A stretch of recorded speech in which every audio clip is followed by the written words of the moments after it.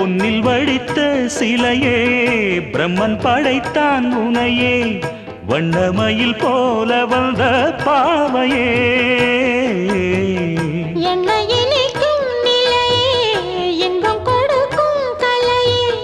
உன்னை எண்ணி வாழும் எந்தன் நாவியே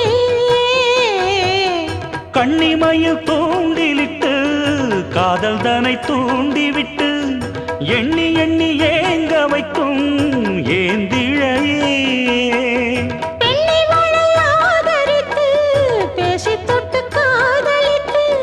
இன்பம் கண்ட காரணத்தால் தூங்கலே